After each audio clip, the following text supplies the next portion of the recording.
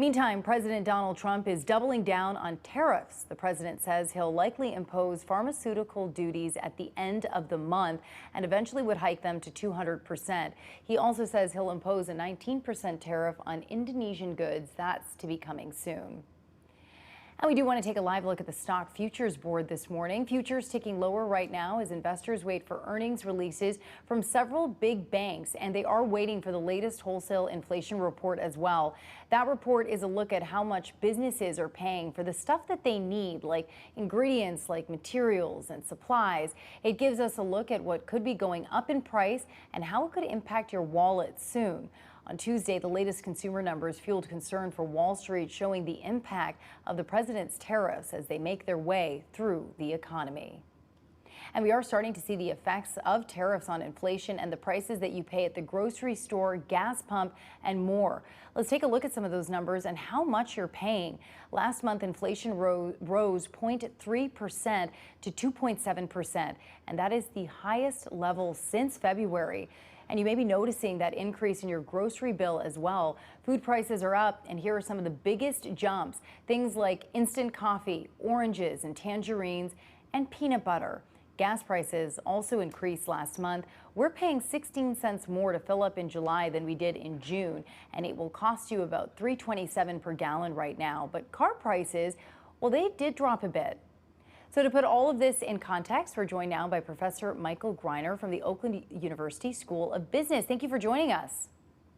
Great to be here. Thank you. So let's start with inflation and prices. I think all of us, when we go to the grocery store, we notice that the prices are ticking up ever so slightly, but it's consistent. What are your thoughts on where we kind of stand when it comes to tariffs and its impact with inflation? Well, frankly, this is quite disturbing. This is quite a change from what we've been seeing really since the that height of inflation that we had after the pandemic recession. Since then, we've seen a steady decrease in the inflation rate, pretty much going down almost nonstop. There was one brief tick up about a year ago, but other than that, things have been pretty much steadily trending downwards.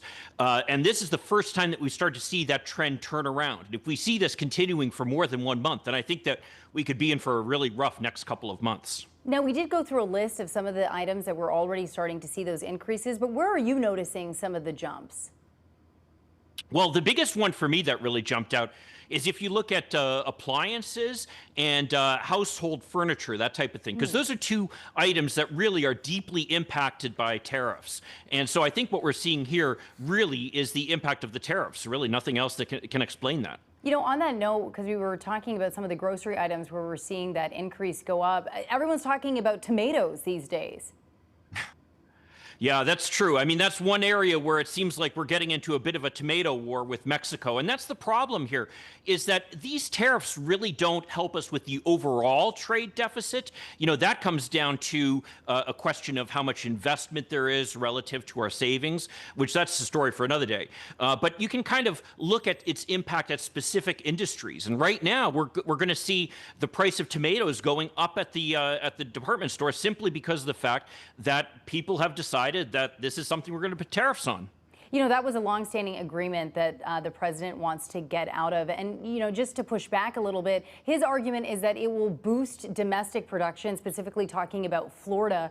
What are your thoughts on that when tariffs go in, increase the price for something that we're importing to potentially then put the focus on domestic production?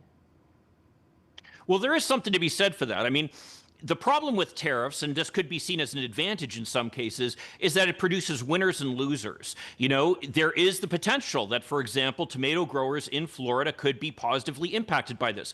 But the reason that they're positively impacted by this is that they can charge more for their tomatoes without fear of their prices being undercut essentially by foreign competition.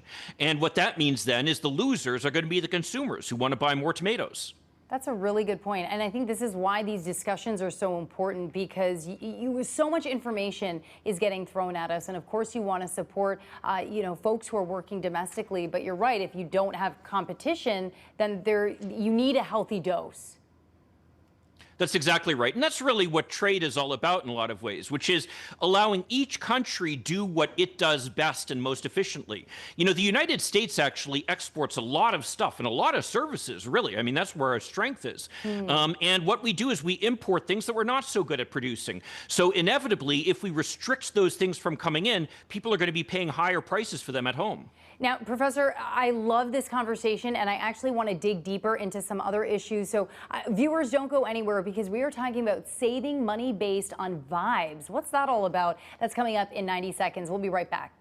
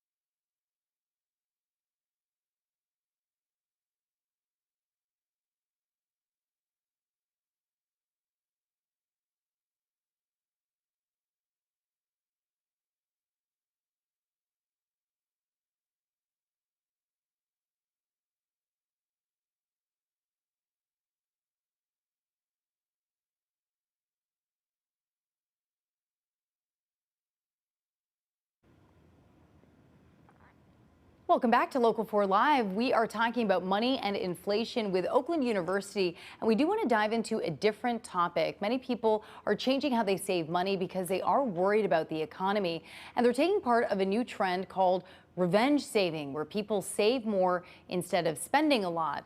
I would just call that underconsumption. In other words, younger generations are adjusting financial habits based on feelings about the economy, regardless of whether their financial situation has changed. A new survey from Credit Karma says 44% of Gen Zers and millennials engage in so-called vibe-based budgeting, meaning they are buying or saving based on feelings and emotions. Both generations, of course, worried about rising prices and a possible recession. We do want to bring back in Professor Michael Greiner from the Oakland University School of Business. What do you make of this vibe savings? Yeah, you know, the reality is that economics is very much linked to psychology, and that's what we're seeing again, you know, which is that when people are afraid, they're going to spend less. I mean, that's just kind of the nature of the business. And we see that in a lot of things. Like, for example, inflation is very much driven by people's own emotions. You know, if you think that things are going to cost more, then that allows businesses to raise prices more. Similarly, there's kind of this idea that at the same time, if people pull back on spending, then that can hurt the economy overall. So in some respects, almost the best thing people can do to help the economy is to spend more, but on each individual person's basis, the rational decision then is to spend less when things aren't looking so good. You know, I think a lot of times millennials and Gen Zers get a bad rap, but in this case, it sounds like they're saving more money just because they're uncertain of the future. That sounds kind of smart. That is kind of smart. And the irony here is that overall, that's actually been kind of a shortcoming of the U.S. economy. You know, part of the reason that we have this huge trade deficit overall, as I mentioned earlier, is because of this gap between the amount of savings and the amount of investment we have in the United States. We have a huge amount of investment in the United States. In fact, we're world leading for the amount of investment we have, which is wonderful. But we really don't save as much as we should. And so if individuals actually start saving, then that could be something that positively impacts the economy overall. You know, it's interesting as you get older and you go through a few recessions and you see a downturn and then you see an upswing, you start to see some patterns playing out. In your experience, of course, you're the expert here. When you look at the trends and kind of where we're heading, do you see any, light at the end of the tunnel here for folks who are worried? Well, I'm very concerned about things. And I'll tell you, my biggest concern is this constantly changing policy that we have. You know, as I described to my students, the biggest challenge that businesses have, and I hear this from business people all the time lately, is uncertainty and risk. The fact that they don't know what the tariffs are going to be from one time to another, it means that they can't build it into their prices and kind of build into their expectations. And until that gets resolved, then I think that we're going to really be on the downslope with the economy for some time. So what I take away is that light is either dim or just flickering off in the distance there. We don't really know what's to come. I've been talking to auto industry experts as well when we were looking at the auto industry, especially when the president was first inaugurated. And, one thing they were talking about was consumer confidence, and that these things, it takes a little bit of time, and that consumer confidence can actually dictate and influence the price of cars, like whether people are buying or not. Do you think when people are holding back in this way, there's a ripple effect down the road? Oh, there absolutely is. And you make a good point here about consumer confidence, because actually consumer confidence as of today is lower than at any point that it's been since basically right after the COVID recession, which really says something. Yeah. So the fact that it's so low is indicated by the fact that people are buying less of these kind of big ticket items like vehicles. And I think that that's actually, ironically, part of what we saw in this inflation report, which is that vehicle prices have gone down. I think part of the reason for that is the fact that basically people are saying, hey, we aren't in a position to purchase vehicles right now. So actually the automakers are lowering their prices to meet that demand. So what would your advice be then to folks who are clearly paying attention, aware of how uncertain times are? What would your advice be to them? Well, actually, I think there's something to be said for this vibe-based budgeting. If you're concerned about the way the economy is going, it makes sense to save some money and make sure that you have that cushion available to you, because, you never know when you might need that. Yeah, and a vibe check, trust your gut. Maybe there's a good life lesson here as well. For sure. All right, thanks so much, Professor. Well, we are getting a new way to see an iconic lighthouse. We're taking a live look over Lake Michigan this morning. Next, the new way to get to see the big Sable Point Lighthouse without taking a 2-mile hike. That's a scenic view right there. We'll be right back.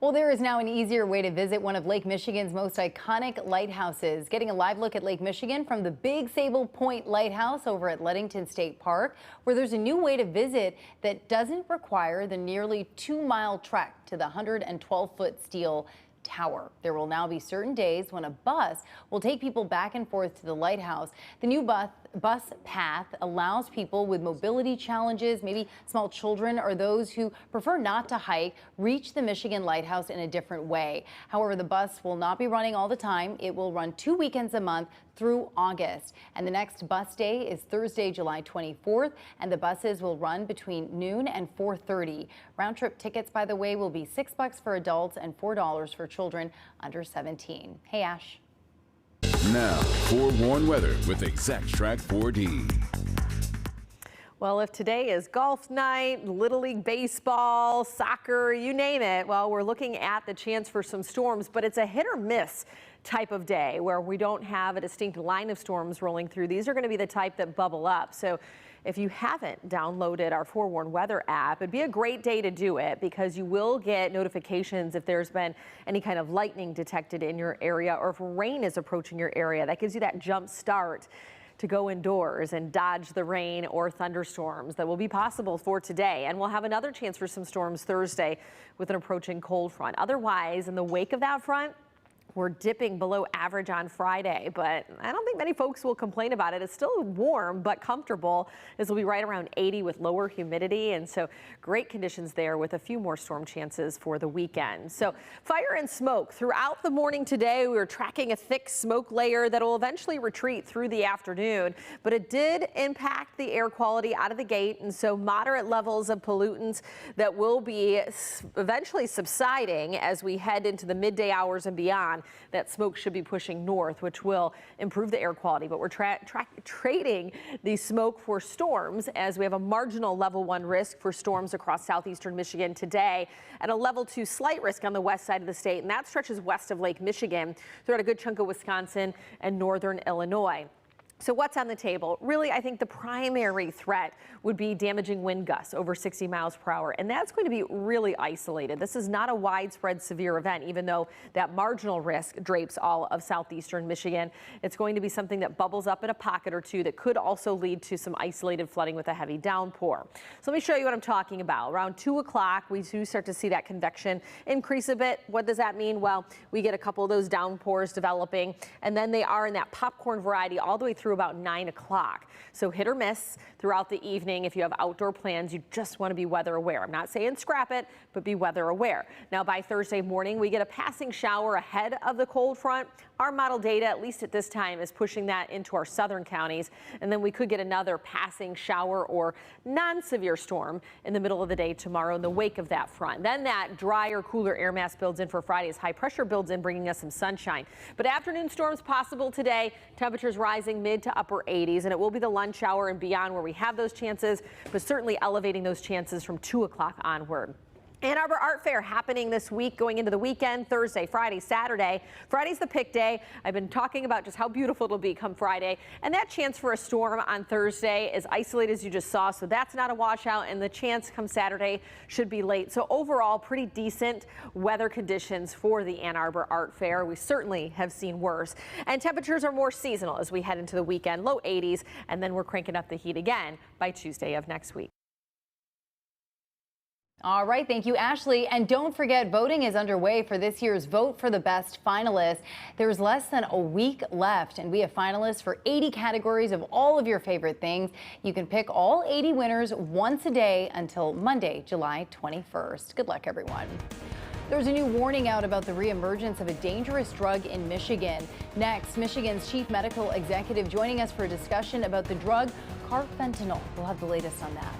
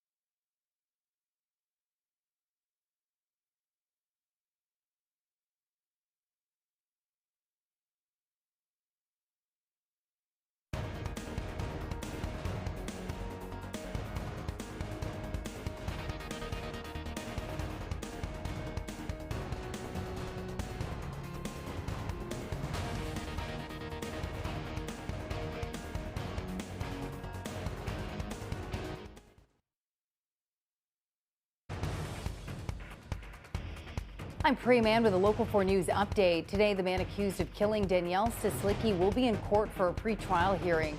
Floyd Galloway is charged with her murder. He worked at her Southfield office when she went missing in 2016. Galloway is serving a sentence for kidnapping and assaulting a different woman before Stislicki's death. And if you're on the TV side, switch over to Local 4 Plus and click on Detroit for another 90 minutes of conversations about today's headlines. Next at 8:30, we are talking with Michigan's top doc about the reemergence of a dangerous drug.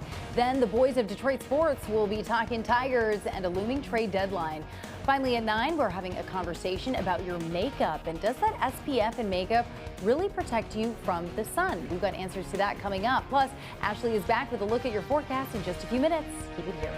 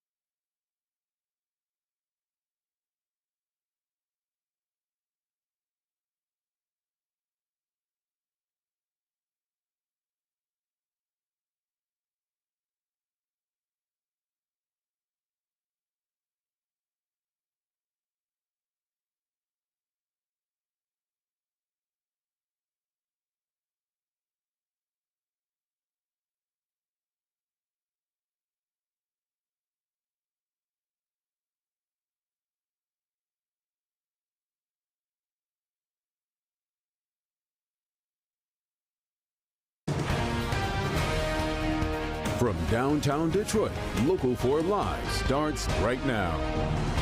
Welcome back to Local 4 Live. I'm Priya Mann in for Nick Monticelli this morning. Plenty of conversations are coming up in the next half hour. Plus, we're getting a live look out at beautiful Belleville this morning. There are no more air quality alerts, but Ashley is tracking a chance for storms later today. We'll get to her full forecast in just a few minutes.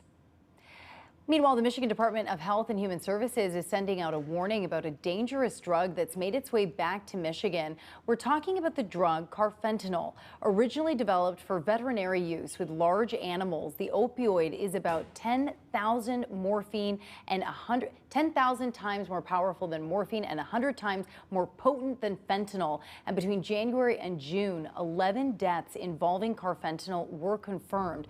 Now, none of the deaths were positive for the drug alone. 10 tested positive for cocaine, and fentanyl was found in 8 of those cases. And in previous years, carfentanil contributed to numerous deaths across Michigan. Here are some of those numbers. In 2016, the drug contributed to 107 deaths and 111 deaths in 2017. Now, between 2018 and 2022, there were less than 5 carfentanil-related deaths. And the rise of the drug has the MDHHS on high alert. And joining us this morning to talk about it is Michigan's Chief Medical Executive, Dr. Natasha Bagdasarian. Thank you so much for joining us. Thank you for having me on. So why don't we just start? We've heard a lot about fentanyl. We've heard a lot about opioids. What is carfentanil? Carfentanil is another opioid. It's another synthetic opioid like fentanyl, but it's much, much more potent, which means that it can be more addictive, it can produce greater effects, and also the risk of overdose is much higher. Now, when we're talking, like I've seen images when they show fentanyl and how much it could take to be lethal. I mean, you almost can't see it with the naked eye. You actually, not only can you not see it with the naked eye, the amount is so small, but you don't know what is in any sort of pill or powder that you're buying from a non-healthcare setting. So there are drug dealers out there who are manufacturing pills that look exactly like things like Vicodin, things like oxycodone. Yep. So you can buy a pill thinking it's one thing, and there could be other really toxic compounds that are contaminating those substances. And there have been heartbreaking stories of like students buying what they thought was Adderall, and then suddenly Absolutely. It's a fatal dose. The message for the public here is that if you're buying any kind of pill or powder, again, from a non-healthcare setting, you have no idea what is in that substance. You could think you're buying Adderall, Vicodin, oxycodone, and it could be something entirely different, something much stronger, something that your body is not used to, again, setting you up for risk for overdose. And you said the broader issue here is supply. The broader issue is that the supply is much more dangerous than it's ever been before. Carfentanil is one of those contaminants, but there are other contaminants as well, things like xylazine, medetomidine, other veterinary tranquilizers.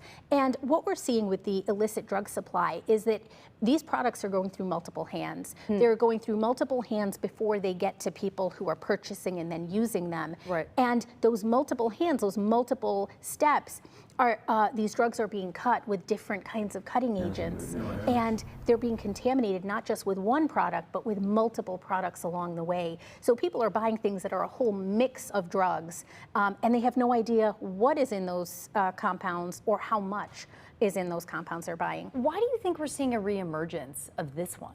It's really hard to tell. So you mentioned in 2016 and 2017, there was a peak in those carfentanil-associated deaths. And then carfentanil seemed to disappear from the drug supply scene for many years. Now, why that happened, we don't really know. It could be an availability issue. It could be that drug dealers were seeing more overdose deaths, and so they backed away from that as a cutting agent. The reason for why it disappeared is less important. The main issue here is that it's back. Yeah. And there are other contaminants. They're all being mixed together. And not only is the drug supply more dangerous than ever, you can't tell what is in drugs that you're purchasing. And I want people to know that there are tools that they can use to save lives and reverse drug overdoses. So the one that we've heard a lot of is Narcan, but the other one is naloxone? So naloxone is the generic term. Okay. It's the same thing as Narcan. This is the kits that we give away all over the state for free. Can we see it? Yes, so not only can you get a kit like this at a harm reduction agency pretty much anywhere around the state, but we also have a portal where you can request for kits like this to be mailed to your home.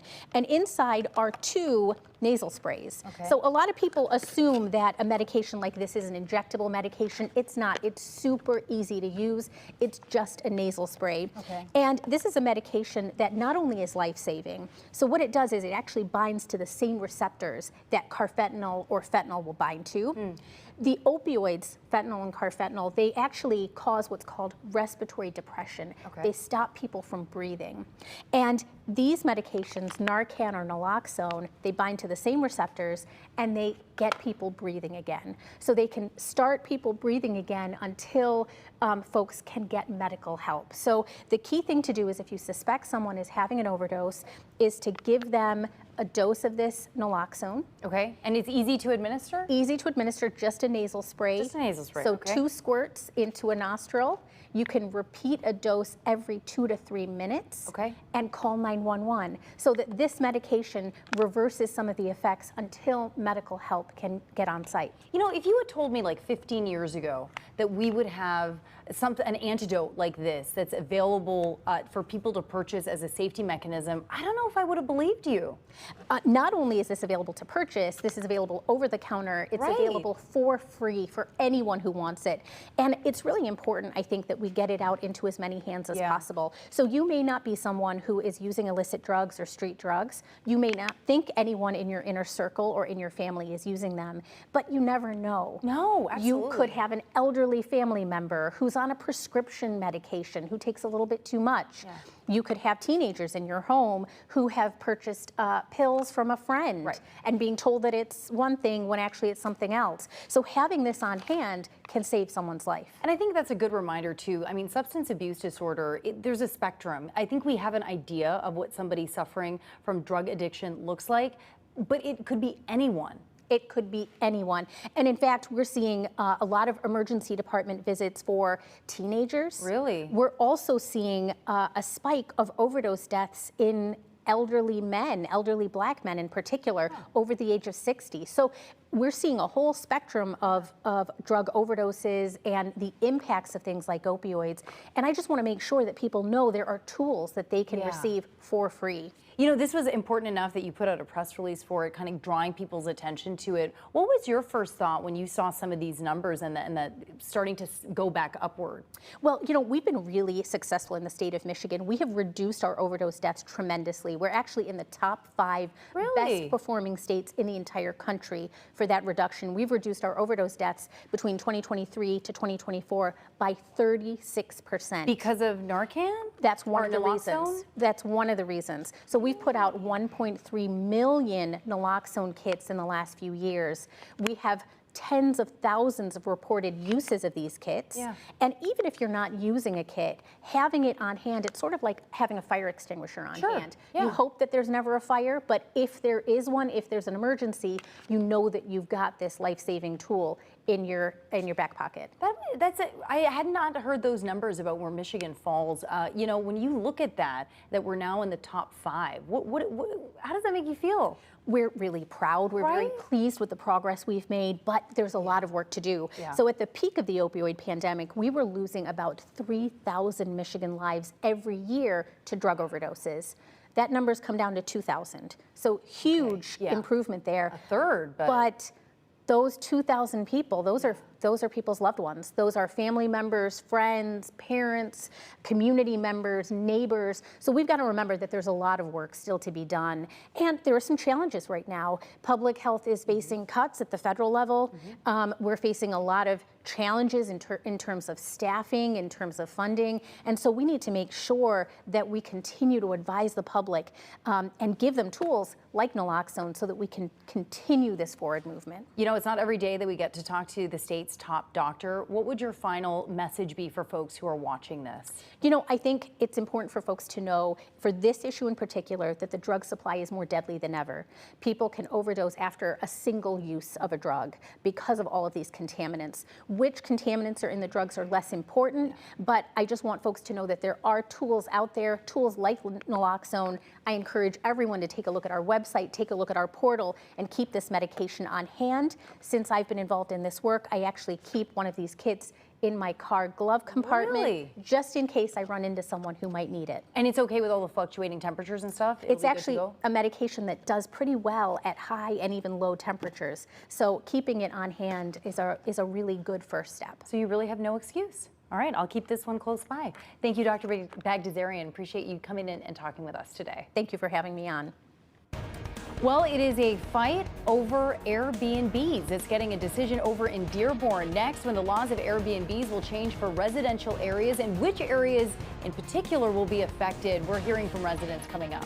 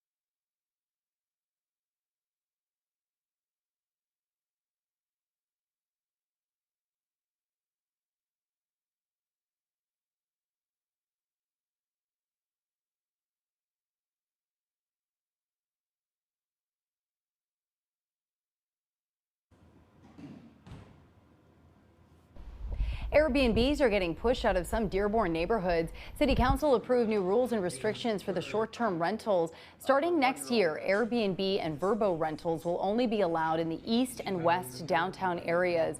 The new rules aim to protect neighborhoods and help with housing shortages, but some worry it gives hotels an unfair advantage. There's like no commitment to the property at all. And I've lived in Dearborn for 80 years and owned 3 homes, and nobody will buy my house. I understand some of the concern, but yet there is no regulations, there is no law. It's something new to the city. Let the people feel, the citizen, that the council is listening to them. Let's try it before we judge. Well, there were a lot of opinions last night, ultimately banning short-term rentals. Again, that ban will go into effect next year. The city of Wyandotte is holding a discussion about a new project to improve downtown sidewalks. The Southeast Michigan Council of Governments giving Wyandotte a more than $1 million check to help modernize its downtown sidewalks. The project, Walk Safe Downtown, will make sidewalks safer and easier to use, connecting to popular trails in the area. Money is coming from federal funds aimed at helping improve walking and bike paths. And take a look at this map from NASA right now. Oh, what are all those little dots? Well, it's showing all of the wildfires that are currently going on right now across North America. Right now, we are focused on the raging wildfires in Canada. Wildfires to the north are forcing thousands of people to leave their homes. And more than 100 fires along are happening between Saskatchewan and Manitoba. Many started from lightning strikes, and while crews fought the fires, a group of U.S. lawmakers want answers about Canada's plan to manage future fires. That's according to a letter 6 House members sent to the Canadian ambassador.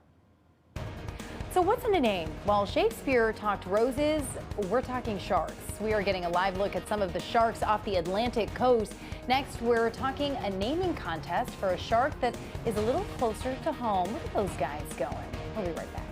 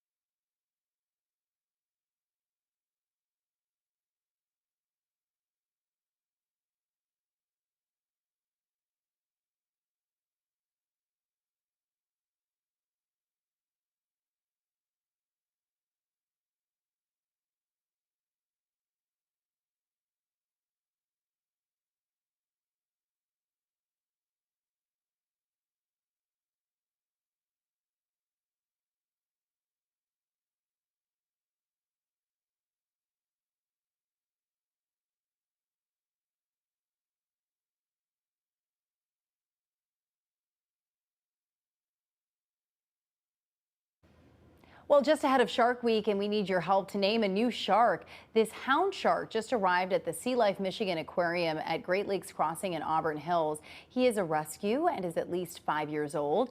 Last year, the aquarium asked our viewers to name a new guitar fish, and you all decided on the name Dolly. So now it's time to dive deep and get creative for the hound shark. Give us your best shark puns, hound jokes. Nothing is too cheesy. To weigh in, just scan the QR code that's on your screen or just head to the homepage of clickondetroit.com. We will announce a winner next week. Hey, Ash. Now, forewarned weather with Exact Track 4D.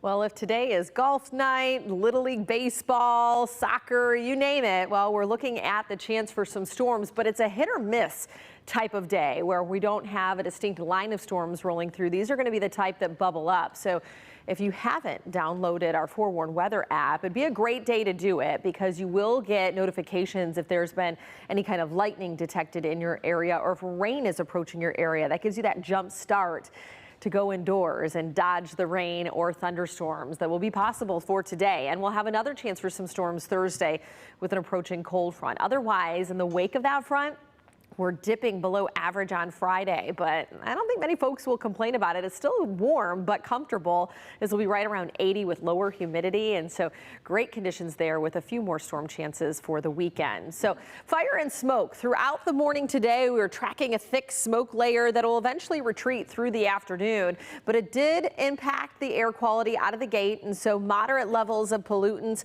that will be eventually subsiding as we head into the midday hours and beyond. That smoke should be pushing north, which will improve the air quality. But we're trading the smoke for storms as we have a marginal level 1 risk for storms across southeastern Michigan today at a level 2 slight risk on the west side of the state. And that stretches west of Lake Michigan throughout a good chunk of Wisconsin and northern Illinois.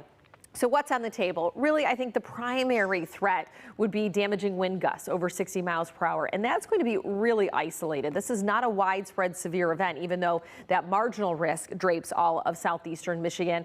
It's going to be something that bubbles up in a pocket or two that could also lead to some isolated flooding with a heavy downpour. So let me show you what I'm talking about. Around 2 o'clock, we do start to see that convection increase a bit. What does that mean? Well, we get a couple of those downpours developing, and then they are in that popcorn variety all the way through about 9 o'clock. So hit or miss throughout the evening. If you have outdoor plans, you just want to be weather aware. I'm not saying scrap it, but be weather aware. Now by Thursday morning, we get a passing shower ahead of the cold front.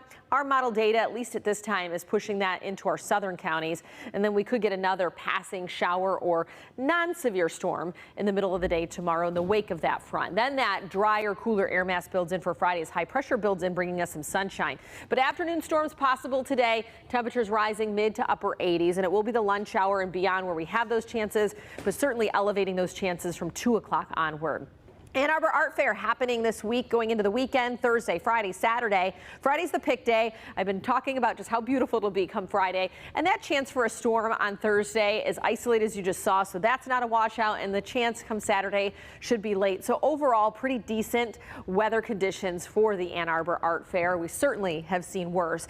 And temperatures are more seasonal as we head into the weekend, low 80s. And then we're cranking up the heat again by Tuesday of next week.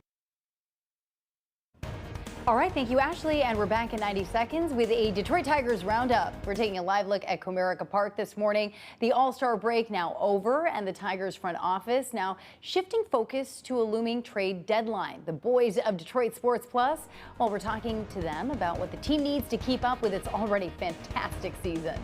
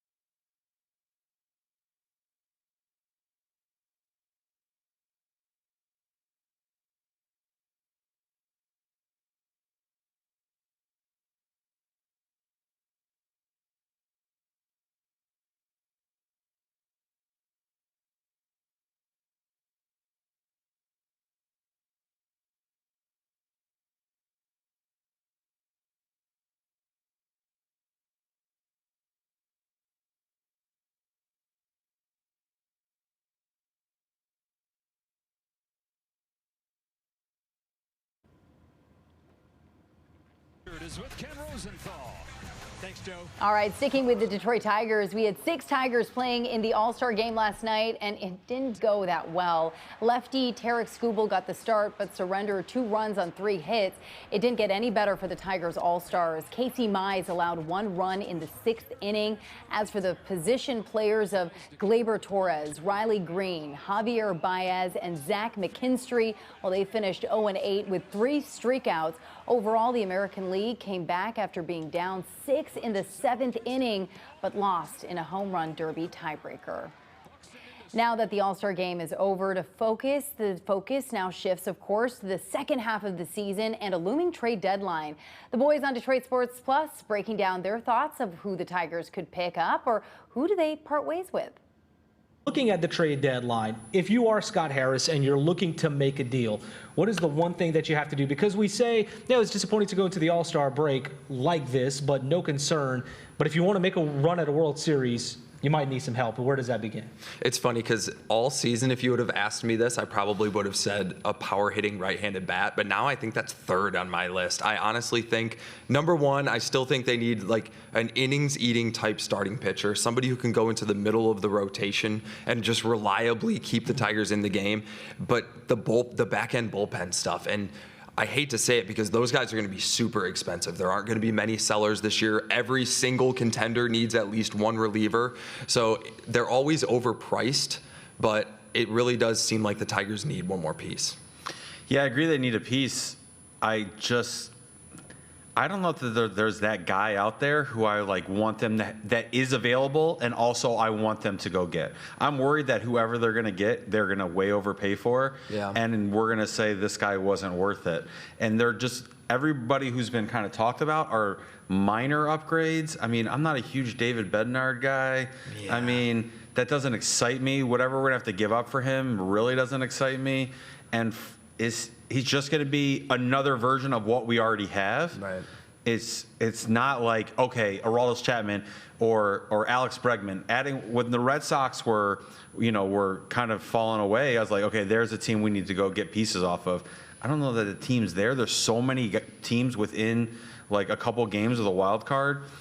You just have a couple teams out there, and there aren't exciting pieces. It's hard for me to accept the thought that the Tigers would trade like Hao-Yu Lee, who you had for 6 years, for someone like David Bednar, and then he maybe pitches 2 innings in the postseason. Right. And it's like, what did we even do this? Right. It's not like the Tigers need to make moves to get to the playoffs. All they have to do is tread water for the next 3 months. Right. So it's the Tigers have the luxury of being able to look at the roster and be like, okay, what does this roster need to look like when we get to the postseason? That's why I don't think they need to get a great starting pitcher, because in the playoffs you really only need 3 starting pitchers. Right. They need a guy who's just going to get them to that finish line, and maybe it's with a bye, maybe not. But the number one priority should be, once the playoffs start, okay, Skubal, Mize, Flaherty probably, and then what does the rest of the starting or the entire pitching staff look like in a short series? Right. I think another question, what you brought up, the price. What is the most, if you are the Tigers, that you'd be willing to give up? Whenever the way you've constructed this roster, everybody feeds off of each other, and any night can be a different guy's night. At what price are you paying to maybe mess up chemistry versus will it pay off in the long run? And I say long run by meaning deep postseason run. Yeah. I don't know. I have a little bit of a different mentality when it comes to this. I don't like to blow all the prospects to take one big swing at the apple, because what if they go all in this season and then Riley Green gets hurt or Tarek Skubal gets hurt and then they don't win the World Series and they ruin the next few years. I think the Tigers are focused on getting to the playoffs or being in the playoff hunt for the next several years, and then hoping that that quantity gets them in. So I'm not trading Max Clark, I'm not trading McGonigal, I'm not trading Senyo, I'm probably not even trading Bryce Rayner. Those guys are non-starters to me, and maybe if you get lower down on the prospect list, you can start talking about some guys, but I just don't think the Tigers are going to mortgage the future. And I don't think there's the guy out there to go get. If the guy was out there, I maybe feel a little bit different, because they have so many pieces. I don't want to give up any of those pieces for anybody we've been talking about being available. For a non-guarantee. Exactly. Yeah. You're not getting somebody long-term. You're not getting somebody who's a guaranteed upgrade. I mean, if you're going to move any of those pieces, this needs to be a guaranteed upgrade. I haven't heard a name that's a guaranteed upgrade to me. Yeah, I'd love to see the Tigers find a way to get a Merrill Kelly from the Diamondbacks if they're willing to sell. Maybe Eugenio Suarez is part of that deal if the Diamondbacks decide to sell. The reverse of all this is, if the roster stays put where it is, can this team win a World Series? Yes, they can. They can. They're the best team in baseball with this roster currently. They objectively can win a World Series. They could make it a lot easier on themselves and give themselves more room for error if they added, sure. But as it's constructed, they're good enough. I just hope they're aggressive. If there's a deal on the table that can make them closer to World Series, winners, do something, you know what I mean? Because we've just seen it so many times where we have a team and there's a window, and that like final move that like kind of puts you over the hump move doesn't get made, and then or another team makes that move. Yeah. And then we're like, oh man, like should have done make that move. Yeah. Or, the 2011 to 2014 Tigers notoriously ignored the bullpen every single year, and that did end multiple of their playoff runs. So like, I think Tigers fans probably feel exactly the same. Yeah. Learn from your history and move on to make some more history. Yeah, that's beautiful, Obi. You like that? You like that? Getting philosophical here on there DSP. We go. All right, those boys were getting deep. All right, much more coming up in our next hour. Is the SPF in your makeup really protecting you from the sun? We're talking with someone from Blue Cross Blue Shield of Michigan. Plus, are you in the mood for a good movie? Well, grab the popcorn. A new Canadian film night is coming to the heart of Detroit. We're talking with the men behind the event. And finally, lawmakers debating in Lansing. Next, we're looking at the push for cursive in schools. And we have more news and weather in our next hour. Stay with us, taking a live look over there at Comerica Park.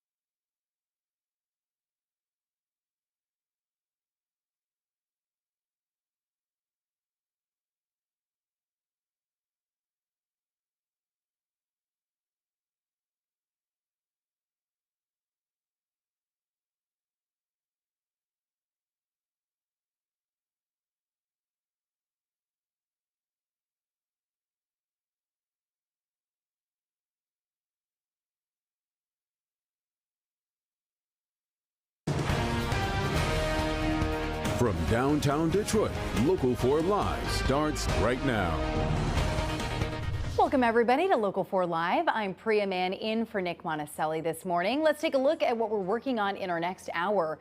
When it comes to protecting your skin from the sun in this kind of heat, are the products you're using really helping? We're talking to the Vice President of Clinical Partnerships over at Blue Cross Blue Shield of Michigan on which products are best at protecting you. And up next, we do have a live look at the board right now, where we're keeping an eye on the impact from recent tariff announcements and inflation reports. We'll check back in at 9:30 to see how it could affect today's open. And then taking a live look over at Campus Martius right now. Over there, right on your screen, where some acclaimed national films are being screened tomorrow. We're talking to organizers from the Canadian Film Night to preview tomorrow's event.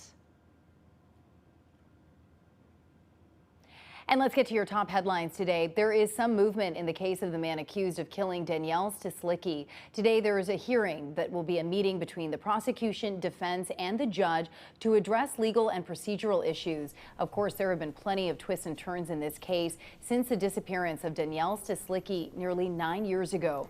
The 28-year-old Farmington Hills woman was last seen leaving her job in Southfield. Floyd Galloway is the man accused of killing her. He was a former security guard where Stislicki worked and was considered a person of interest long before he was formally charged. For years, the Oakland County Prosecutor's Office denied charging Galloway, but in 2019, the Attorney General's office took over the case and charged Galloway with her murder. This is what Danielle's mom had to say to her Karen Drew in May. She disappeared and it's been years. It's not even a few years anymore. It's many years. I think we're losing sight of Danielle, the victim in this case, that her life was taken. You know, she hasn't been found and we still have to sit here. And the family has been waiting a long time for justice. That pretrial hearing starts at 11 a.m. The trial, by the way, is set to begin in February of next year. Also in court today, a couple charged for operating a suspected human trafficking ring out of a massage parlor. The couple, Paul Ketterman and his wife, Sue Wan, massage parlors in Commerce Township. They owned that massage parlor, Farmington Hills as well, and one in Westland. In March, Wan was arrested and charged, and in April, her husband was also arrested. Prosecutors say the two forced women to work at their business, offering sex acts for little to no pay. They're both expected in front of a judge in Farmington Hills at 1:30 this afternoon. And today, people on Detroit's east side plan to rally for peace and push for an end to violence. Divine Restoration Ministries over on Harper Avenue is hosting it at 7 tonight. The church was home to the woman killed in a stabbing at an East Point McDonald's. Organizers say it will be a time to honor her life and legacy and try to help the community heal. Dearborn City Council President called last night's decision a long time coming, voting to ban short-term Airbnb rentals in some parts of the city. It's leaving many wondering where and when this ban will go into effect. There's like no commitment to the property at all. And I've lived in Dearborn for 80 years and owned 3 homes, and nobody will buy my house. I understand some of the concern, but yet there is no regulations, there is no law, it's something new to the city. Let the people feel, the citizen, that the council is listening to them.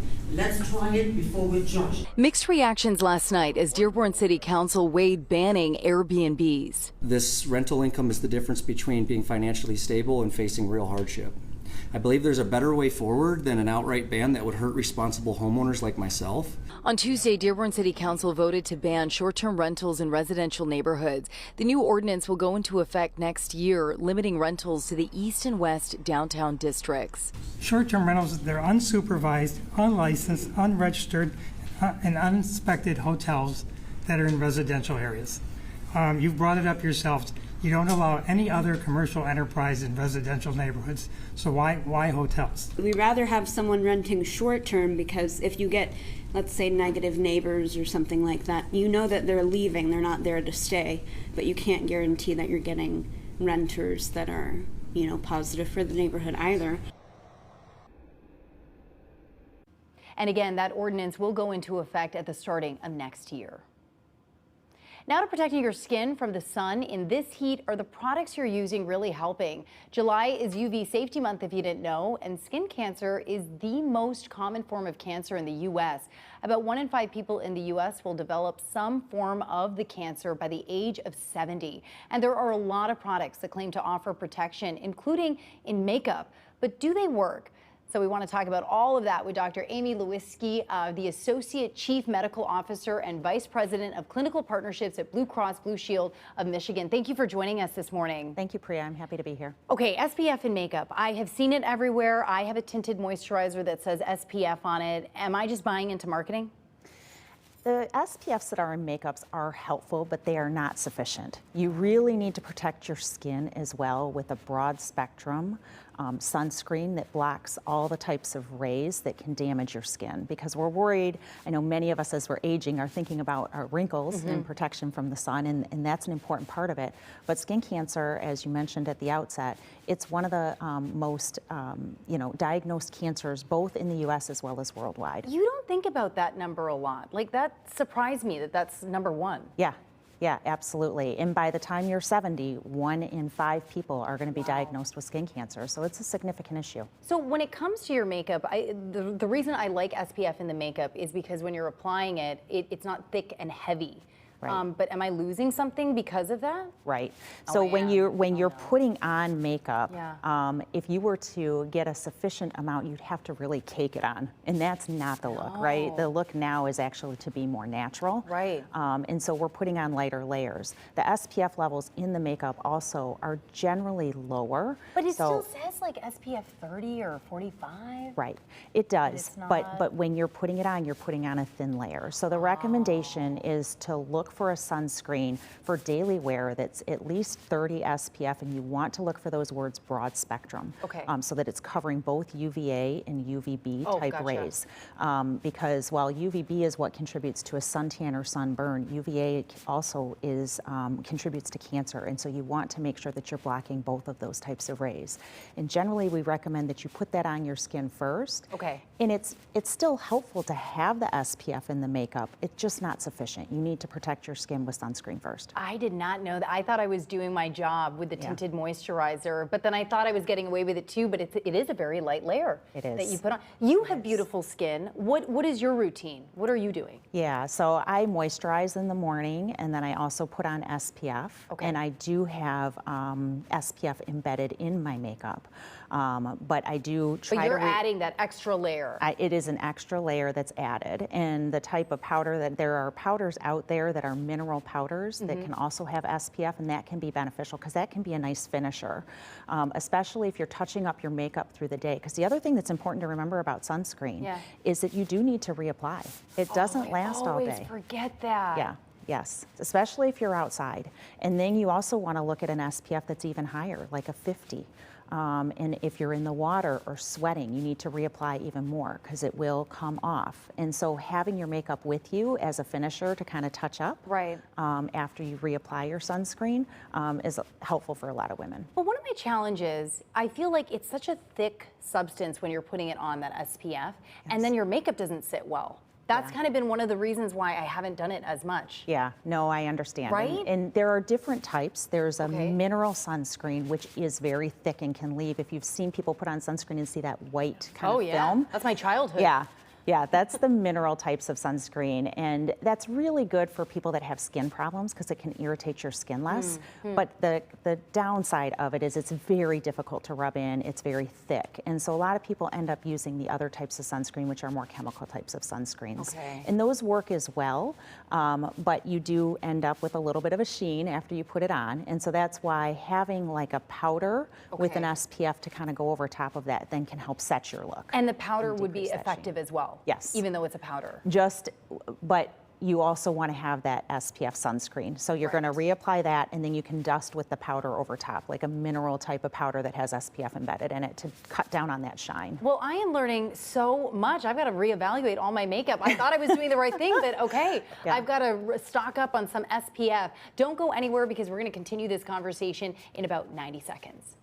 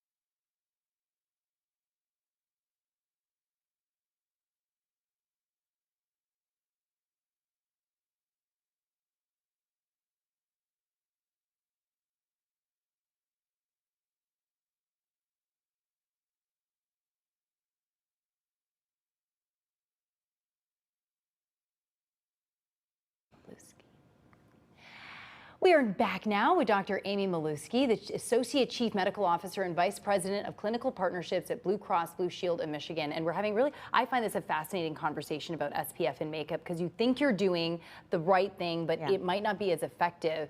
For myself, as a woman of color, I started noticing some freckles on my nose, and I like them. I thought they were cute.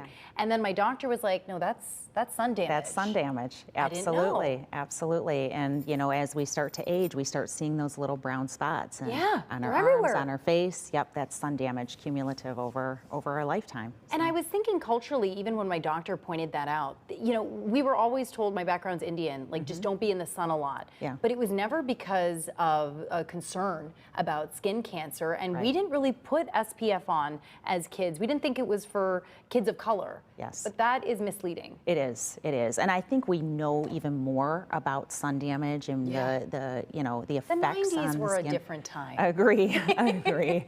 So, but you know, we do know better now, and we know that sunscreen is for everybody, regardless of your ethnicity, because just because you may not, your skin may tan better and not burn as often, you are still susceptible to some of those rays that can contribute to wrinkles as well as cancer.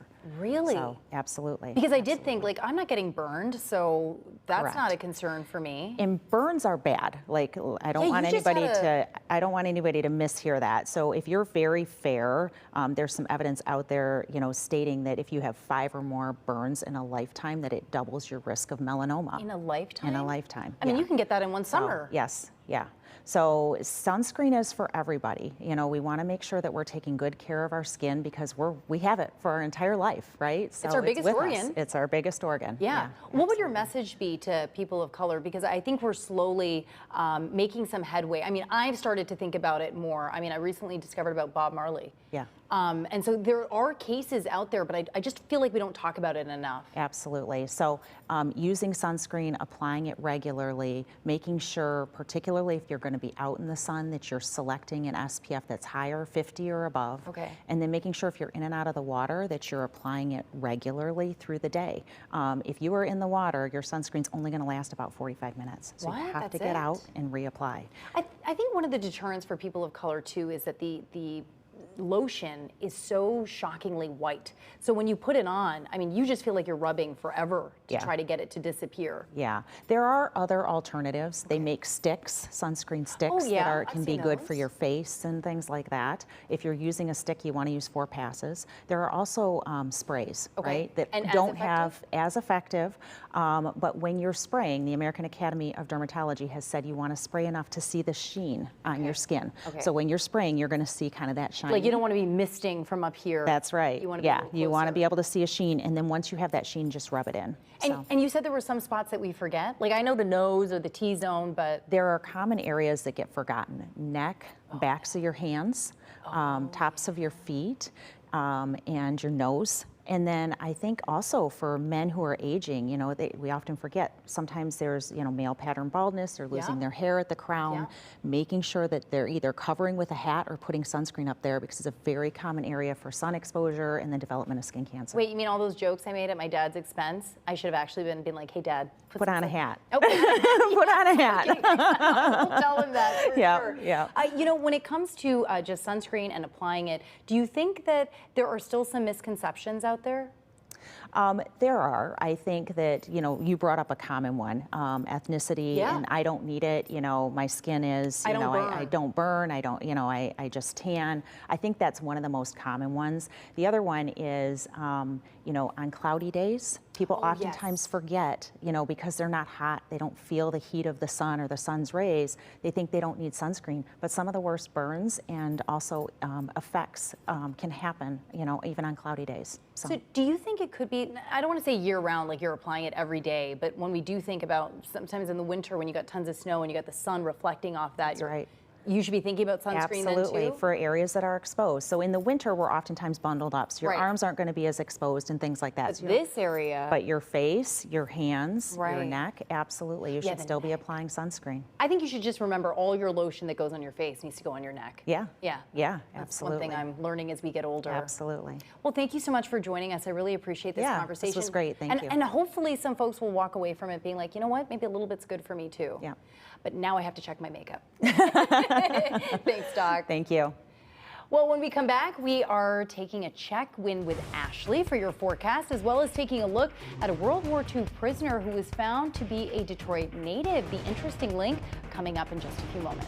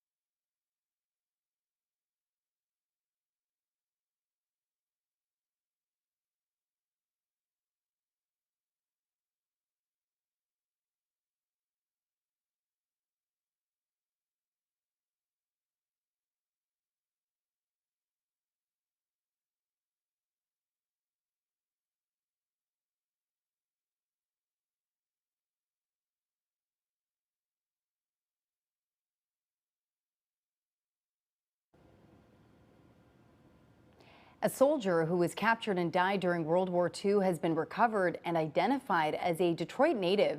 U.S. Army Private Kenneth L. Kramer was a member of the 19th Air Base Squadron when Japanese forces invaded the Philippine Islands in 1942. His remains were dug up in 2019 and only recently identified.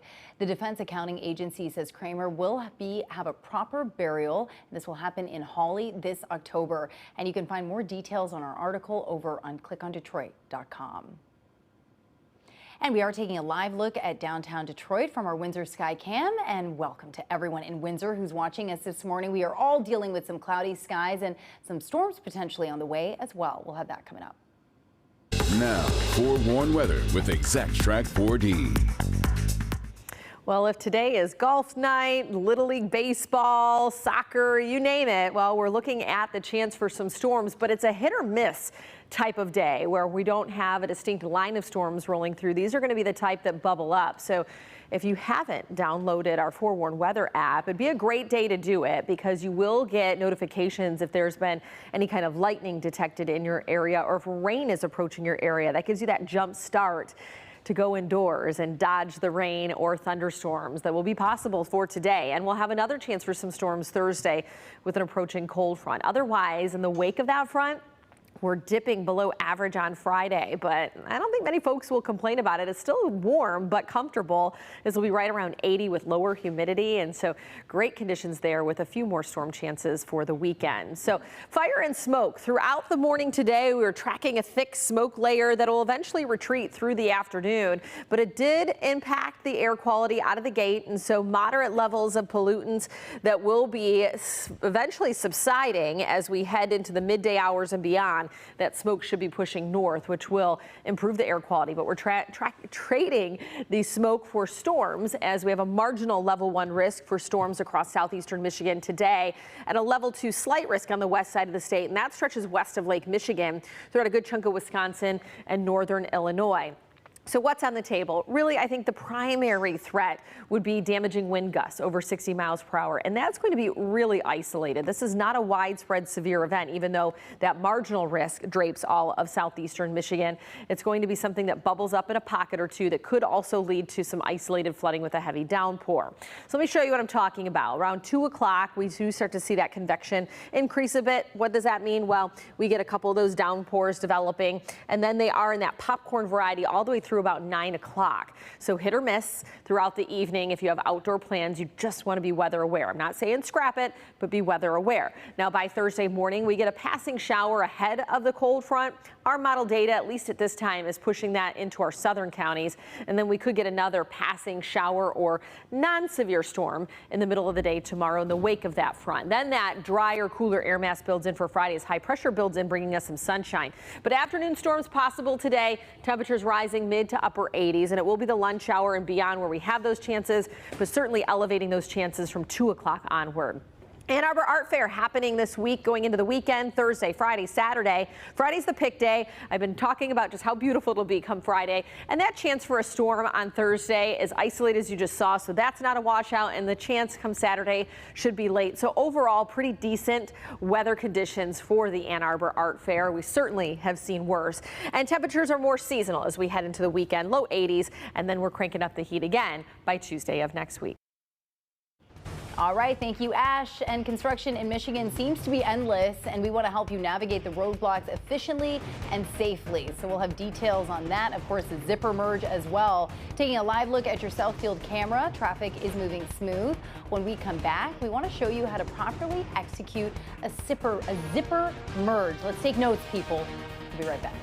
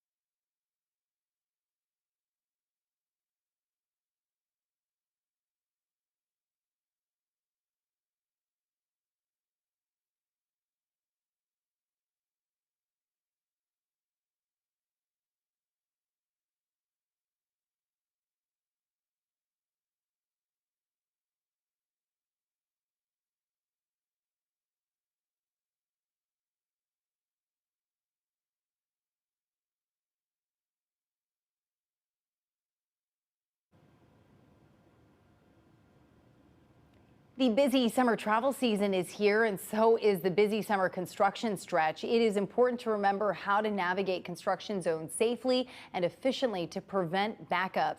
Highway officials and state police want to remind drivers about the zipper merge. Local 4's Will Jones is on the road for us and talking to drivers with some strong opinions about when to merge. Right at the end. For the zipper merge to work, everyone on the road needs to cooperate, and that's where it gets tricky. Some drivers prefer to merge early, while others wait until the very last minute. And then what about those drivers who refuse to let you over no matter when you try to merge? Are you a late merger or are you an early merger? I'm an early merger. Why? Because I don't want to fight with people to get through. I don't know, I just feel like it's the respectful thing to do. Well, that seems to be the consensus among drivers I spoke with. I see people do the last minute cut in, so it's kind of dangerous in my opinion. With summer travel season here, the Michigan Department of Transportation and Michigan State Police want to spread the word about how best to keep traffic flowing, particularly in construction zones. It's called the zipper merge. Drivers using both lanes of traffic until the merging point and then alternating in a zipper fashion into the open lane. As you're coming up onto a construction zone, you want to stay in both lanes for as long as you possibly can, because there's really no reason for everybody to get over into one lane and leave a bunch of area empty, because that creates a bigger backup, makes people more mad. When you get to the end of the merge lane, the idea is people are supposed to let you over. Correct. And a lot of people don't do that. Either they think you should have done it sooner, or I'm not going to let you get ahead of me, or whatever it is people might think. When people merge late, do you let them over? Absolutely. Because I would want that same courtesy for me. There's other people that believe that my job is to block that lane from other drivers. That's called impeding traffic. Which is illegal. But to avoid any potential for trouble, some drivers opt to move over sooner than later. I don't mind the zipper merge. I think if everyone did it would make sense. I know people get angry because they waited in line and cars zip by. It is good courtesy to do it earlier if you can, because that just reduces the chances of having any conflict, any road rage down at that merge point. Surprisingly, being too courteous on the road can cause problems as well. Some drivers let several cars merge at once, which can lead to backups and road rage from those behind you. Will Jones, Local 4. All right, I hope we all took a lot of notes. You got to merge right at the end there. All right, thank you, Will. Switching gears, Apple agrees to a $500 million investment to buy rare earth magnets from Texas-based MP Materials. The two companies will also work together to repurpose recycled rare earth materials for use in Apple products. The deal is the latest in Apple's $500 billion push to expand its U.S. operations. In addition to Apple, other companies expanding U.S. production include Texas Instruments and NVIDIA. I did get that right. We're still over 200 days out, but the medals for the 2026 Winter Olympic Games have officially been revealed. Organizers unveiled the medals for next year's Olympics yesterday, and the medals are designed by the Italian State Mint and Polygraphic Institute. They're all made from recycled metals using renewable energy. There's our first look at them. Oh, very sweet and subtle. I love it. Officials say each medal features a split design to symbolize both Olympic and Paralympic values. The games start, by the way, on February 6th, and the Paralympic Games will follow, set to begin on March 6th. And we've got so much more in our next half hour. Get the popcorn ready because we're celebrating Canadian movies here in downtown Detroit. We're taking a live look over at Campus Martius, how you can watch some of Canada's best movies right there for free this summer.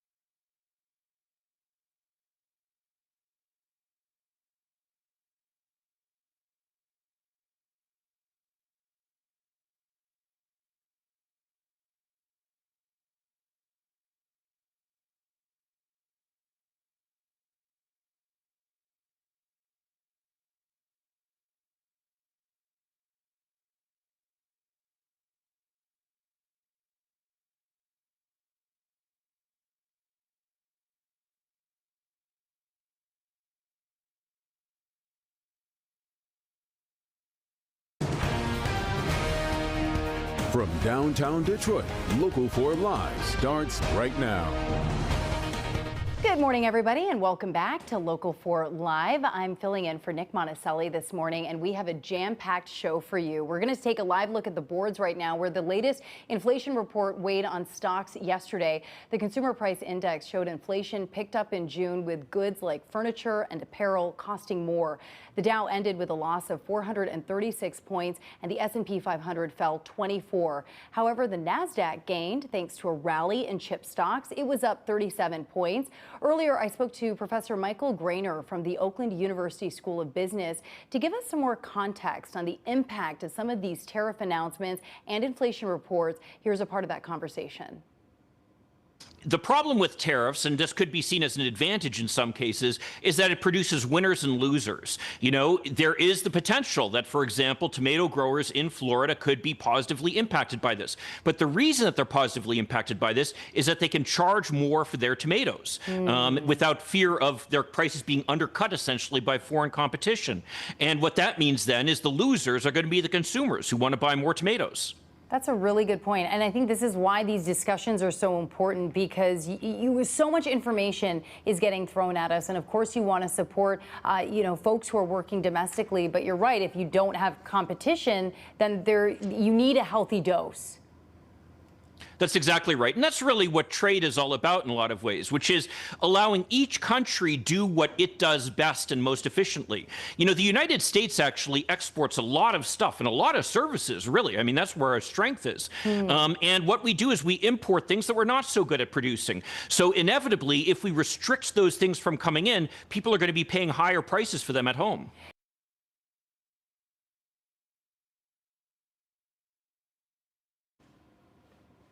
Meanwhile, we're getting a live look over at Campus Martius right now. And if you're in the mood for a good movie, well, grab your popcorn, grab a lawn chair, because the Canadian Film Night is coming to the heart of downtown Detroit.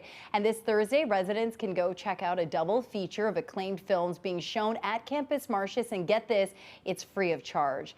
And here to talk about the event and give us some cultural background is with Executive Director Vincent Georgi and the DDP CEO Eric Larson. Thank you both for being here with us. Great to be here. So are we friends now? You, the two of you are clearly friends. Definitely. We've bonded. We grew up in the same area. We're both Canadian. That's right. This is a really exciting partnership. It's not every day you hear Canadian films being screened here in Detroit. We're really, really proud to do it for WIF, and Eric and his team at the DDP have really, led this initiative to have this happen at Campus Martius. And WIF really believes the world needs more Canada. And when we think of our friends in Detroit, we're like, let's bring some Canada to Detroit and show some great films tomorrow night at Campus Martius. You know what was really interesting? Windsor was actually my first TV market. Is that right? Yeah, and I remember moving to Windsor and being like, wow, these guys are kind of American. Because they're not Maple Leaf fans. I made that mistake all the way. All the way. There's actually more Canadians who watch me now on Local 4 than they did when I was in Canada. So that just kind of speaks to this close partnership. Absolutely. When it comes to screening films, I mean, that's just a continuation. No, it is. I mean, and you think about not just the families and the friends that are represented right here with the two of you, but also just the cultural community that the two communities and the two countries represent. And we have recognized that, it is always important to recognize that, but it's even more important given what's going on in the world and just sort of the tone and tenor that's coming out of our current administration, to make sure that people recognize that, what is happening here and what has happened over a very long period of time is always going to happen. And so we can't just ignore the fact that, we are brothers, sisters, friends, family, coworkers. It is real. And so that partnership has been very important to us. We at the Downtown Detroit Partnership are thrilled to have 2 Canadian films being shown in Campus Martius. It's the start of what will become a much bigger relationship going forward. Definitely. That's a good tease. Yes, and so we're continuing to look at different ways to really make the WIF, which is Windsor International Film Festival, truly international on a sustained basis. And isn't that the beauty of films? Like, it can bring people together. It can highlight or it can make you think in different ways, especially when you're looking at filmmakers from around the world with different perspectives. Oh, 100%. I mean, that's one of the reasons WIF exists, is to actually bring people together and share a common experience around film. So, and that siblinghood that exists between Windsor and Detroit is not changing. The geography is never going to change. Right. South Detroit, baby. South Detroit, exactly. and being able to bring Canadian films, Canadian filmmakers to Detroit, we're really proud to do that. I think it's really important. And we're the only film festival all of Canada that when we're bringing in Canadian films and filmmakers, we can actually program them in 2 countries. Right. It's actually extraordinary. And anything for us that promotes Canadian film, Canadian culture, we're on board for. Because TIFF gets a lot of attention. Yes, of course, they're a great festival. But this is a great, unique aspect. Yes, our geography is our advantage, and that's the really, really special thing. And when our WIF team's talked about these ideas for years, but it's really with the DDP and a working group we have here in Detroit that really started to gel, and let's do it. How did it come together? I mean, how did it go from an idea to this? Great question. So honestly, as Winston Churchill says, never waste a good crisis, and this was a bit of a crisis. And a handful of us came together and said, we're not going to waste this crisis. We're going to actually come together. We're going to strengthen the bond as opposed to tear the bond apart. And it's not just film. I mean, the story about Detroit and Windsor, Essex, is a story about industry. It's a story about innovation. It's a story about obviously community and family. And then obviously culturally, it's a unique way to tell a lot of relevant stories. It's also a unique way to show what is happening in our community through the lens of theater. And that to us is extremely special. Happens to be happening in Campus Martius Park, the number one. What a great setting. Yeah, well, in the number one public square in the country. Yeah. 3 years 3 years running. Look at you. Wait till So- you see our riverfront. I can't. Right. I can't wait. But then it's and a little bit of the teaser, following that up, obviously for the actual formal film festival in October, late October, we will be showing live films in Campus Martius again while the film festival is going on in Windsor in various venues. 100%. So this connection, both technologically as well as physically, is happening on an ongoing basis. Guys, that is so cool. We're really, really proud of it. And also, so we have these screenings in October in Campus Martius as well. And then also it's an invite to all of our Detroit fans, come on over. Right. Come and see us in videos. We welcome you to come and enjoy WIF in the fall. Can you talk about the films that we'll be 100%. seeing? Yeah, absolutely. There's 2 great ones that we love a lot. Okay. One is called Any Other Way, the Jackie Shane story. Just won a Peabody Award earlier this year. It's about this completely unknown Black trans woman that was this phenomenal soul singer.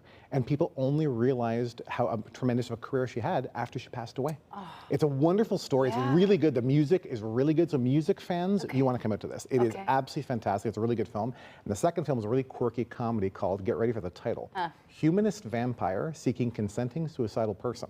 Okay? Oh. And believe it or not, it's a total comedy. I bet. It would have to be. It would have to be. It's a film from Quebec. There's English subtitles that play, of course. It's about a young teenage vampire that's having challenges on the idea of needing someone else's blood. And it's a dark comedy. It's funny. It won major prizes all over the world. Really, really fun film that comes to us. Again, Canada being a bilingual country, really proud to bring a French film here as well. But again, English subtitles. 2 very different kinds of movies. How did you pick them? Wanted to bring the best of the best and let people entertain themselves. WIF is in the business of entertainment, and we're like the first film, the music is just fantastic, people will be all over it, and the second one is funny and kind of cool and funky, and we're like, let's bring, Detroit is such a cool town. Right. Like, let's bring, it's almost like we're bringing this offering to Detroit of, we've got to bring some really good stuff to like impress you folks. Yeah. So come and enjoy it, and we're confident in these 2 Canadian films. They're Also, great. I'm just thinking of like picturing Campus Martius as the backdrop, the environment for it. Yes. The acoustics alone, bouncing off the buildings there. Yeah, and you've got the fountain in the background. Yeah. You have Park Restaurant in case you get thirsty.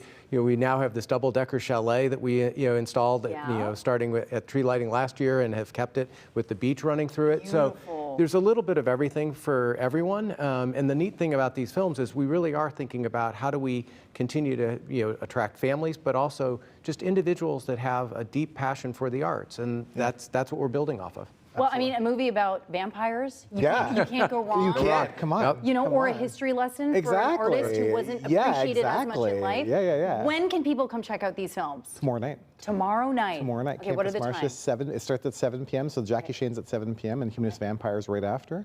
And it's all free if you go to Downtown Detroit.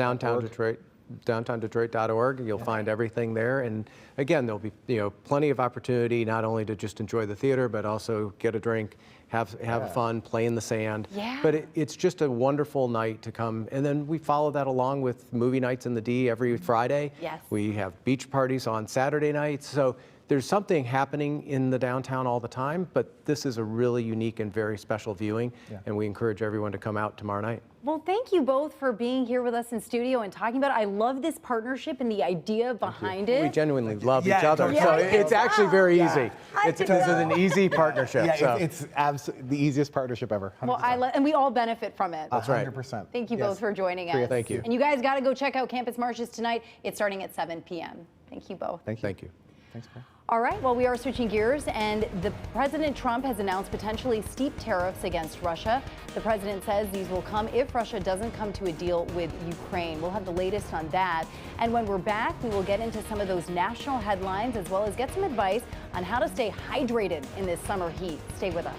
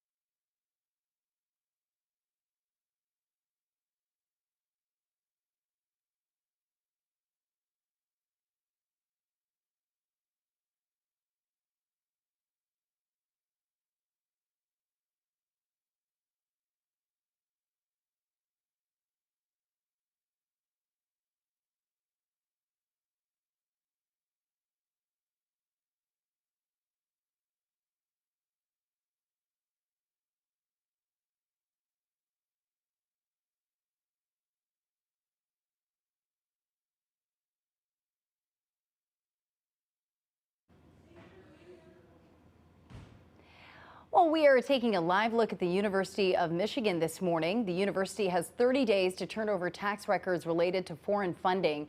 This comes after the Trump administration announced it's investigating possible foreign influence at the university. And it's all centered around 3 Chinese citizens tied to Michigan who are now accused of smuggling biological hazards into the U.S. In a letter to the university, the U.S. Department of Education gave Michigan 1 month to turn over 5 years worth of records related to foreign donations and foreign research collaboration. The letter also said Michigan received about $375 million in foreign funding since 2020 and has been late reporting about $86 million of that funding.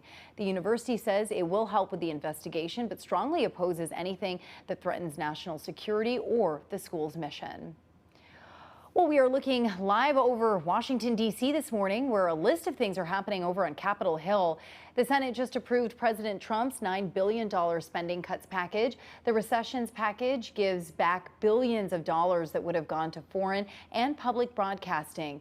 Today, the Senate can suggest changes and debate it before a final vote. If anything is changed, it will go back to the House for final approval. The Senate is facing a Friday deadline. Meantime, President Trump is doubling down on tariffs. The president says he'll likely impose pharmaceutical duties at the end of the month and eventually could hike them to 200%. He also says he'll impose a 19% tariff on Indonesian goods, and that should be coming soon. Moving to the West Coast now, where the Pentagon today says it's pulling back half of the National Guard troops from L.A. The troops were sent there last month to support law enforcement during protests over immigration raids that turned violent. This deployment happened despite objections from city officials and California Governor Gavin Newsom. The deployment marks the first time a president has federalized National Guard troops without a governor's permission since 1965. Despite that, there are still about 2,000 Guard members and 700 Marines still on duty in the city. Well, take a look at this map from NASA. It's showing all of the wildfires currently going on right now in North America. And right now we are focusing on the raging wildfires in Canada. Wildfires to the north are forcing thousands of people to leave their homes. More than 100 fires along are happening between Saskatchewan and Manitoba. Many started from lightning strikes. While crews are fighting the fires, a group of U.S. lawmakers want answers about Canada's plan to manage future fires. That's according to a letter that 6 House members sent to the Canadian ambassador. Well, are you drinking enough water for your heart? Experts say staying hydrated doesn't just quench your thirst and help prevent your body from overheating. It's also essential for your heart to function properly. Our Dr. Frank McGeorge is here to explain why. Unfortunately, thirst is a delayed indicator. By the time we feel thirsty, we're already experiencing some level of dehydration. When it comes to your heart health, it is much smarter to plan out your hydration over the day. Water is a priority for Robert Filippi. You know what? I never get dehydrated because I realize that it's not good. His active life includes regular 30-mile bike rides. Gotta have a water bottle. But the 75-year-old is mindful of his heart health. I ended up having quadruple bypass surgery. Chronic dehydration forces the heart to work harder to circulate blood. If someone's chronically dehydrated and their heart rate has to go up to compensate for that, it's more oxygen demand from the heart and maybe harder and more strain on the heart. How are you doing? Dr. Glenn Hirsch, chief of cardiology at National Jewish Health, says occasional dehydration is not good for the body, but chronic dehydration is even worse. As you get dehydrated, you have cells and proteins in your blood. It becomes more viscous, so it could even lead to clogging and even clotting if it was more severe. Be sure to watch for telltale signs of dehydration like dry mouth, lightheadedness, and dark-colored urine. You know, people have this notion that they need to drink 6 or 8 glasses of water a day, but a lot of the water we get is in our food. And that's why going by your symptoms can help you judge if you're adequately hydrated or not. The best plan, avoid guzzling large amounts of water all at once. That can lead to increased urination. Instead, try to sip consistently throughout the day and be mindful of replacing lost electrolytes. If you're going to be exercising a long time, especially in a warm environment, replacing those electrolytes, including salt, and that could be salt tablets, but it's more common just to have something like pretzels or chips to replace those electrolytes. To keep your heart hydrated and healthy. You just need to stay hydrated. Now, Dr. Hirsch says if you know you're going to be doing a lot of heavy physical activity in the heat, begin hydrating with both water and electrolytes at least 4 hours beforehand. Back to you. All right, thank you, Doc. You know, not everyone is a fan of plain water, and if that's you, doctors suggest adding fresh citrus like lemon, lime, or oranges to water. Seltzer is a good alternative, but go for the plain ones. And be careful with those flavored powders because it can have a lot of additives. Doctors also say only go for a sports drink if you need to replace those electrolytes. Well, cursive writing is a hot topic among parents and educators alike. Most of you watching this probably had to learn cursive in school. I did. But kids in their teens or younger probably didn't.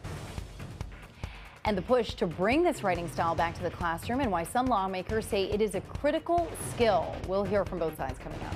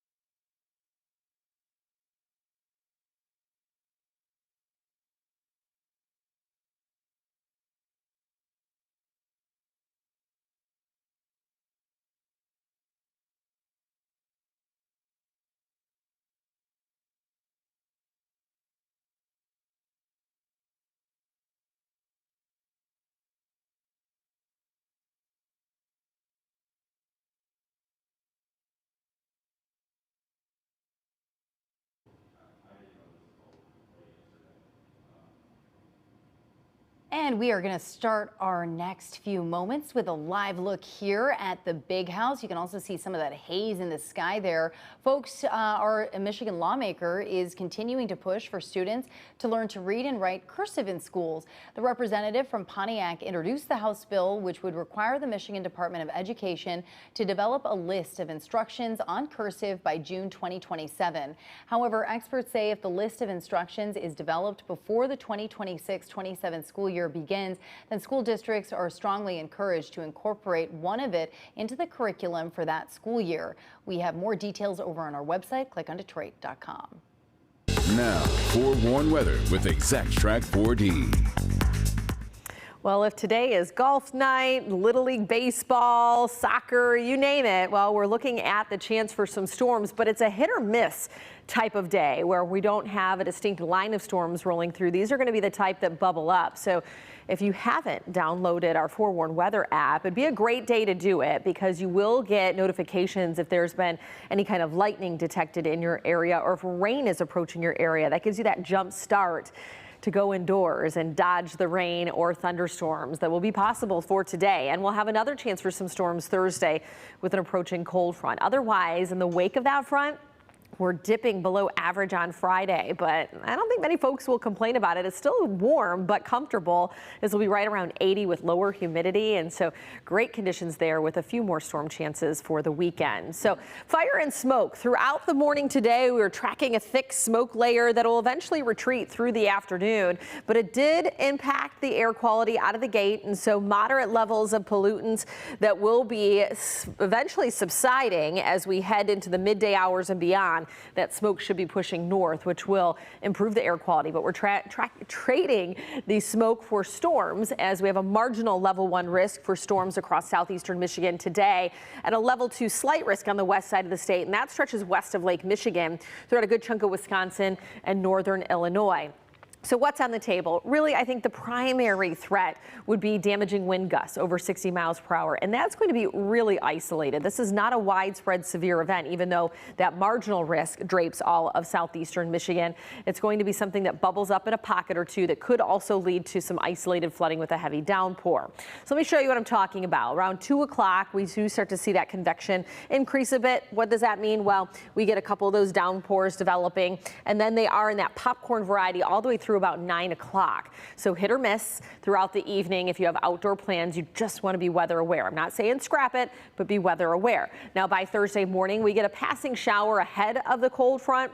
Our model data, at least at this time, is pushing that into our southern counties. And then we could get another passing shower or non-severe storm in the middle of the day tomorrow in the wake of that front. Then that drier, cooler air mass builds in for Friday as high pressure builds in, bringing us some sunshine. But afternoon storms possible today. Temperatures rising mid to upper 80s, and it will be the lunch hour and beyond where we have those chances, but certainly elevating those chances from 2 o'clock onward. Ann Arbor Art Fair happening this week going into the weekend, Thursday, Friday, Saturday. Friday's the pick day. I've been talking about just how beautiful it'll be come Friday. And that chance for a storm on Thursday is isolated as you just saw. So that's not a washout. And the chance come Saturday should be late. So overall, pretty decent weather conditions for the Ann Arbor Art Fair. We certainly have seen worse. And temperatures are more seasonal as we head into the weekend, low 80s. And then we're cranking up the heat again by Tuesday of next week. All right, thank you, Ashley. We do want to take a live look at Detroit right now. When we're back, we're checking in with Kim and Tati from Live in the D to talk about what's going on in the D and in their show. You don't want to miss it.